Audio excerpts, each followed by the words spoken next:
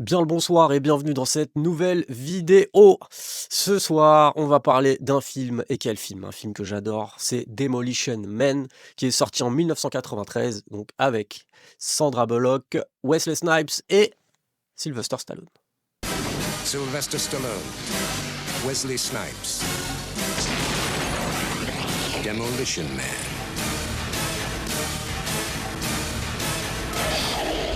Alors ce film, c'est pas seulement un film d'action, mais c'est aussi une dystopie fantastique. La dystopie pour moi la plus prophétique jamais tournée à Hollywood.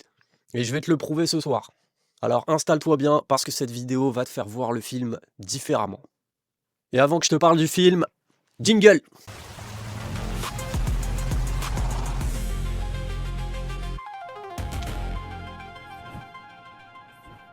Alors le pitch de base, nous sommes à Los Angeles en 1996, John Spartan, donc joué par Sylvester Stallone, joue un flic aussi explosif que son surnom, qui est Demolition Man, tu l'auras deviné. En face de lui, Simon Phoenix, joué par Wesley Snipes, un criminel psychopathe complètement incontrôlable. Les deux se retrouvent condamnés à la cryogénisation, complètement congelés les gars, mis en pause.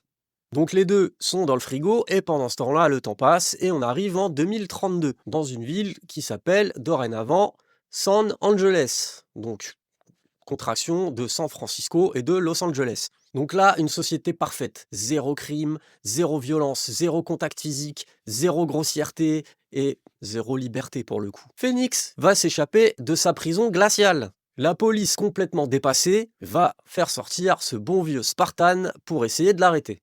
Et là, le choc des cultures va commencer. Donc un homme qui vient des années 90 se retrouve dans un monde complètement aseptisé, bah ça va lui faire un petit choc quand même. Et dans ce monde soi-disant parfait, tout est interdit. Donc interdit de fumer, pas d'alcool, pas de caféine, pas de viande, pas de sport de contact, pas de gros mots, pas de chocolat, pas de sel et pas de sexe physique. En gros, tout ce qui pourrait créer du conflit, du plaisir et de la liberté, tout est banni. Donc ça, c'est le pitch. Simple, efficace. Et derrière ce pitch, une des satires les plus lucides qu'Hollywood n'ait jamais produites. Et maintenant, le cœur de cette vidéo. Parce que Demolition Man ne prédit pas seulement la technologie, il prédit aussi les mentalités, et c'est là que ça devient un peu flippant. Première prédiction, la censure verbale. Et dans le film, tu verras que chaque grossièreté est automatiquement sanctionnée par une amende. D'ailleurs, c'en est très très drôle dans le film. Et pour faire le parallèle avec aujourd'hui, bah, regarde ce qui se passe. Rien que tu vas sur les réseaux sociaux, bah, tout est quasiment censuré, tu vois. Dès que tu dis un mot qui ne plaît pas à l'algorithme, hop, t'es boycotté. Il y a même des mots qui sont dans le dictionnaire qu'on n'a même plus le droit de dire. Ça devient quand même compliqué. Deuxième prédiction, les contacts physiques dans le film, se toucher, se serrer la main, se faire la bise, tout ça est proscrit. Ça te rappelle rien? La période du Covid, qui a complètement normalisé ça. Et tu regardes aujourd'hui, les habitudes qui ont été prises pendant le Covid, c'est-à-dire ne plus se faire la bise, etc., eh bien, c'est resté d'actualité. Troisième prédiction, le CompuChat. Alors ça, dans une scène du film, un personnage un peu lambda pose des questions existentielles à un CompuChat. Il lui parle, il lui demande comment gérer ses émotions, comment faire ci, ça, il lui demande des conseils en gros. C'est exactement ChatGPT aujourd'hui. Quatrième prédiction, la puce bio-organique. Dans le film, chaque citoyen a une puce implantée pour être localisé, identifié, contrôlé. Et aujourd'hui, Elon Musk développe Neuralink, des puces cérébrales implantées dans le cerveau humain. Ce qui était une dystopie en 1993 est réel aujourd'hui. Cinquième prédiction, la société sécuritaire fascisante. Ouais, je sais, il est un peu bizarre ce mot, mais je l'aime bien. Dans le film, un homme politique a l'air bienveillant, le docteur Cocteau, dirige San Angeles avec le sourire. Il interdit tout ce qui pourrait causer du conflit, pour le bien de tous. Mais c'est ce qu'on croit. Et ce modèle politique, sécurité avant tout, et liberté après, bah quelque part, on est en train de le vivre aujourd'hui, à travers le discours de certains partis politiques notamment, et cela dans plusieurs pays. Sixième prédiction, le groupe de résistants qu'il y a dans le film. Dans le film, bah, tous ceux qui sont épris de cette liberté-là, eh ben, eux vivent dans les égouts. Ils disent ce qu'ils pensent, ils sont libres, mais du coup, ils sont marginalisés. Ils vivent complètement en dehors des normes imposées. Et le film avait déjà dessiné ce clivage-là à l'époque. Septième prédiction, et celle-là, elle est quand même marrante. Dans le film, Sandra Bullock parle d'Arnold Schwarzenegger, comme quoi, donc en 2032, il a une bibliothèque à son nom. Et là, cette bibliothèque-là, parce qu'il a été président des États-Unis. Et ce qui est drôle, bah, c'est que ce bon Schwarzy ne sera pas président pour le coup des États-Unis, mais deviendra gouverneur de Californie. Et du coup aussi, pour te montrer à quel point l'équipe du film était loin dans leur tête, le personnage joué par Sandra Bullock s'appelle Lenina Huxley. Lenina comme dans Le meilleur des mondes d'Aldous Huxley. Le réalisateur a nommé son personnage en hommage direct au roman dystopique le plus célèbre de l'histoire. C'est pas un hasard, c'est un clin d'œil complètement assumé et aussi peut-être un avertissement pour nous. Maintenant, on va parler un peu du casting et des anecdotes, parce que ce film, c'est aussi ça.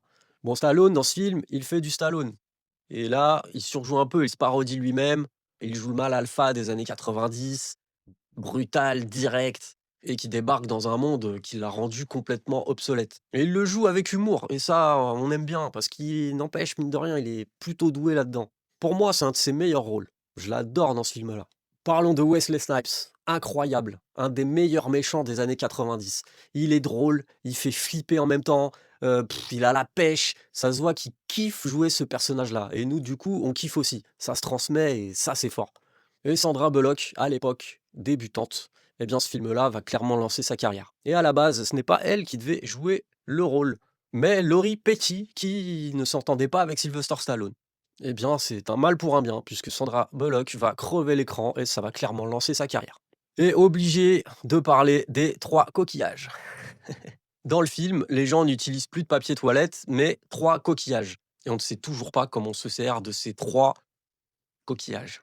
Et d'ailleurs, ce qui est drôle, c'est que personne sur le plateau ne savait comment se servir de ces trois coquillages et ça a été fait volontairement. Et 30 ans après, on ne sait toujours pas.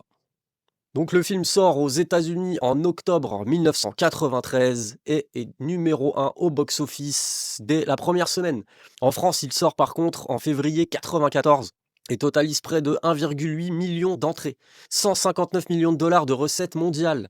Et ce qui est fascinant, bah, c'est que le film a pris de la valeur avec le temps. Bah ouais, en fait, plus les prédictions se réalisent et plus ça devient un film complètement culte. Demolition Man, c'est de l'action pure, des répliques qui claquent, du divertissement pur et dur. Mais derrière tout ça, il y a une question, une seule. Entre une société parfaite et aseptisée, où tu es ultra en sécurité, mais où tu as moins de liberté, et une société où c'est le chaos total, c'est n'importe quoi, c'est l'anarchie, mais tu gardes toutes tes libertés, qu'est-ce que tu préfères? Le film, lui, répond à sa façon, et moi, je te laisse me dire en commentaire, qu'est-ce que tu préférerais?